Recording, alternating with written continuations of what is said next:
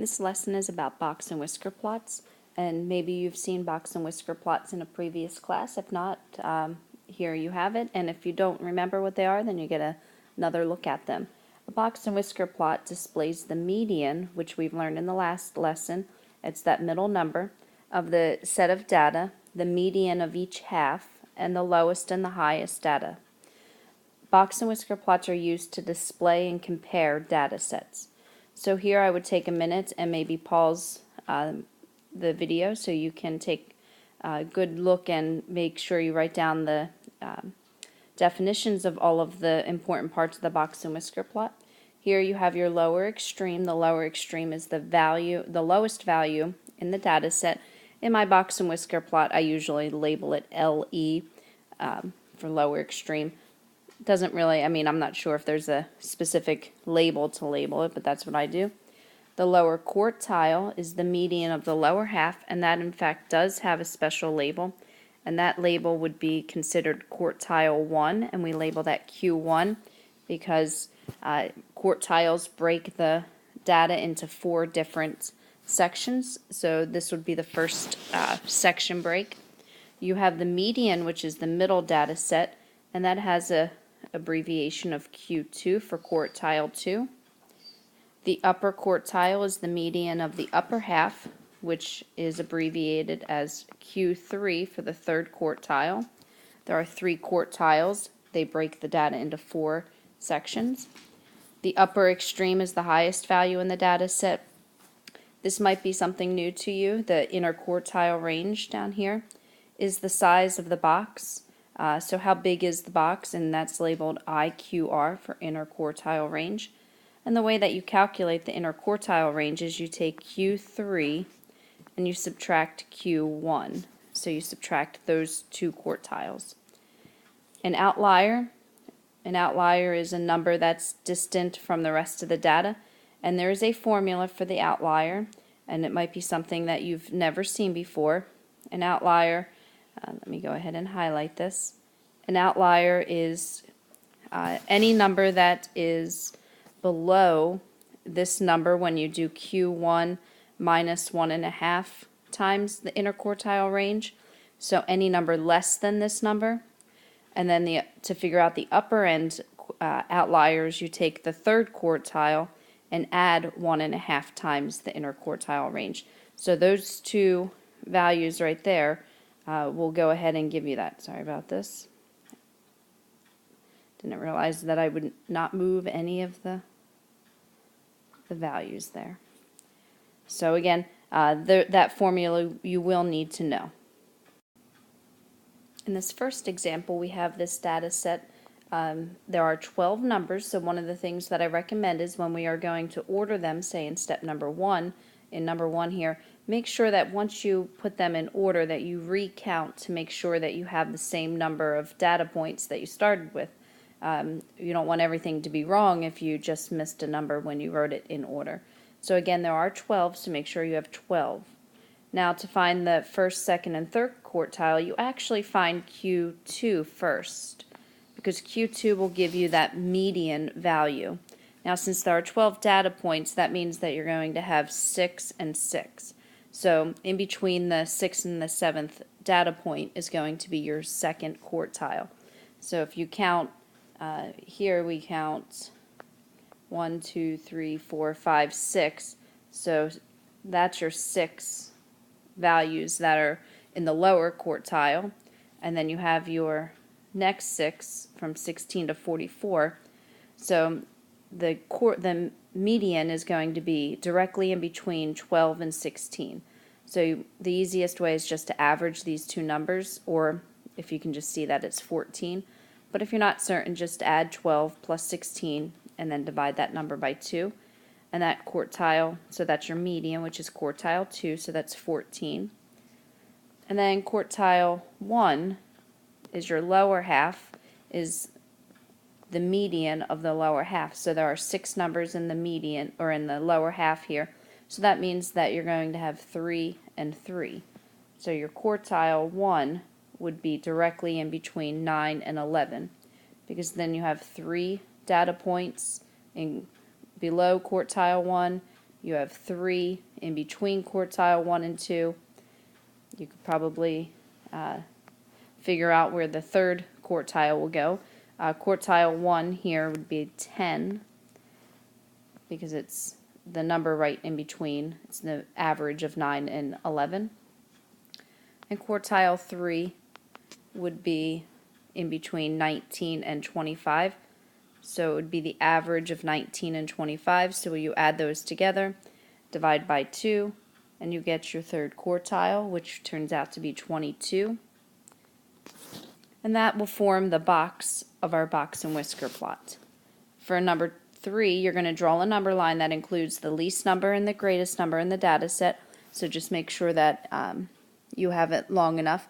Now what I did was I started at the number 4 on my number line, and I went up to 48, and I went by 2s, but I only labeled every other one, so it looks like I went by 4s with my numbers, but I did in fact skip them. So when I show mine, that's what I did for mine. A few things about my box and whisker plot that you'll see. Again, I said earlier that I started at 4 and then I skipped 6. Well, I didn't really skip it. I just didn't label it 6, and then I went to 8, 10, 12, and then I went all the way up to, it looks like 52 on mine. I went by 2s. You can go by whatever you want as long as it's consistent. And I did in fact label my lower extreme, my quartile 1, 2, 3, just because sometimes they're not exact, so it's best to be on the safe side and make sure you label it. I typically draw my box and whisker plots above my number line. I know that some people draw them right on the number line. I don't think it really matters in the whole grand scheme of things.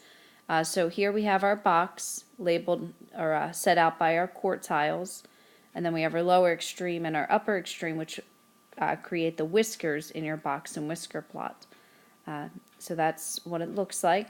Now for number 4 here, it says, are there any outliers? So in order to figure that out, we need to figure out first the inner quartile range. So the inner quartile range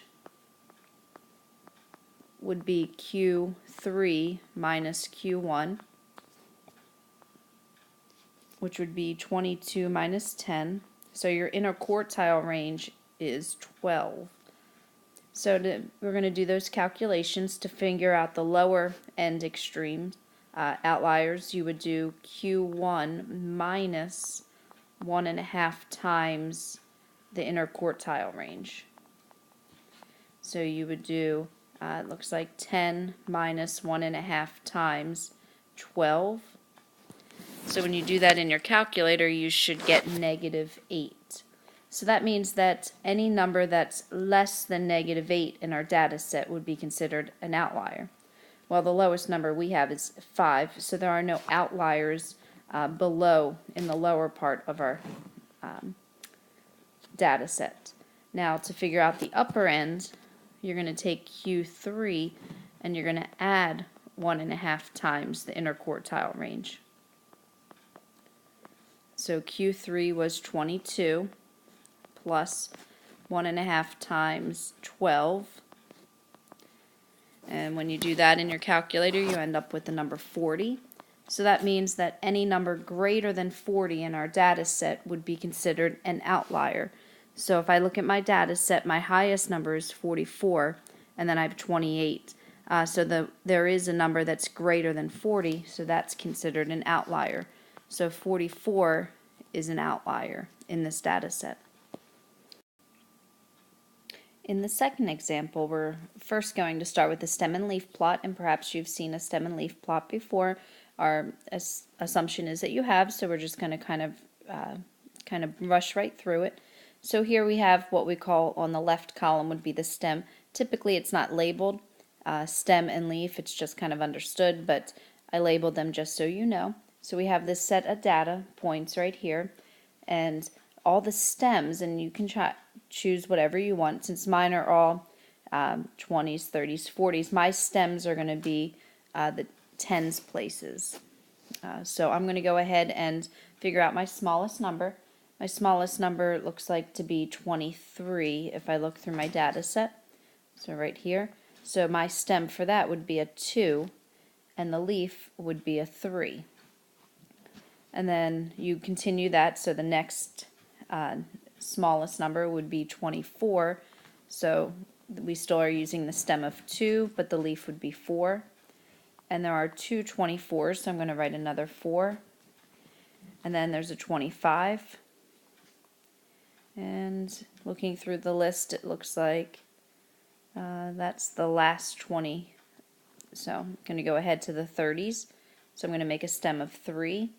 And then I'm going to look through the data set for all the 30s and put them in order.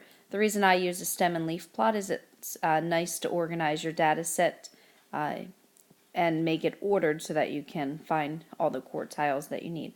So I'm going to go ahead and finish up the stem and leaf plot. So if you want to go ahead and give it a try and come back and make sure that you haven't missed any numbers. So here's what I have for my stem and leaf plot. Make sure that you have 15 numbers in your stem and leaf plot. And it does say don't forget the key, so we're going to go ahead and write the key. And I'm just going to write the key that says 2, and then your line 3 would equal 23. Now you can make your key whatever you want. It really just depends on your data set that you're using. So to construct your box and whisker plot, you do need to find your quartiles. So, well, I guess I should label my lower extreme. The lower extreme is just the smallest number. In this case, it would be 23. And the upper extreme would be the highest number. And in this case, it would be 57. And then quartile 1, 2, and 3. Oops.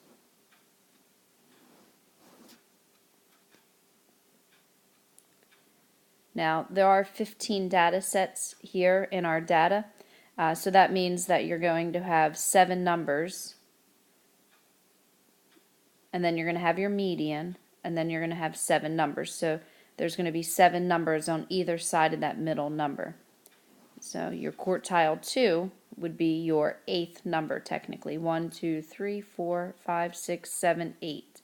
So the 6 here, but that has a stem of 3, so that would be 36 as your median number. So I'm going to go ahead and just draw a line there so I know it's there.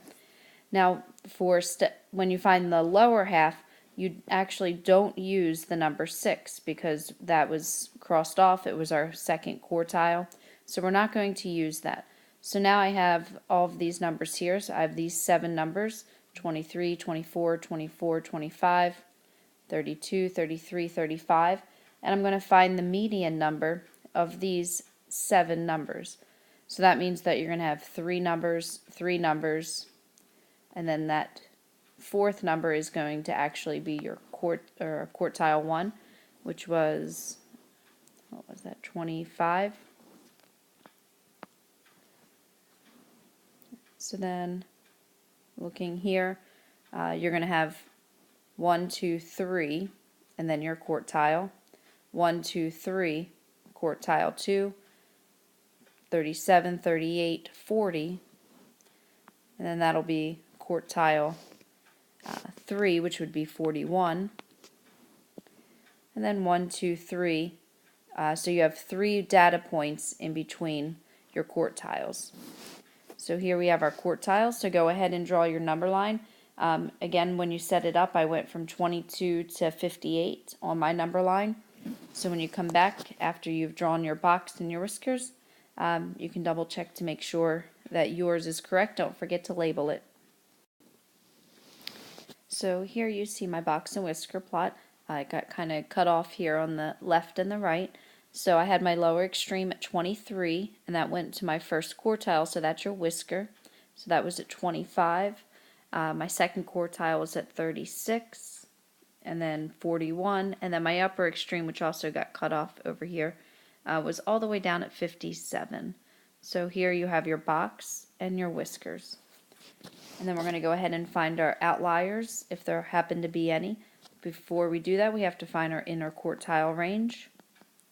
Your inner quartile range is your 3rd quartile minus your 1st quartile. So 41 minus 25, so that would be 16. So to find the lower outliers on the left side, you're going to take Q1 minus 1.5 times the interquartile range.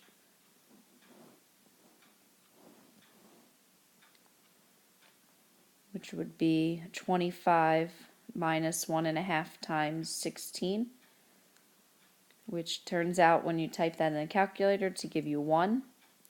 So if you look at your data set, we do not have any data points lower than 1 because the lowest we have is 23. So we don't have any outliers on the left side. And then on the right side, quartile 3 plus 1.5 times the interquartile range. So 41 plus 1.5 times 16 gives you 65. So that means that any value greater than 65 is considered an outlier. Well, the value that we have as our greatest is 57, so that doesn't come close to 65. So that means we have no outliers in this set.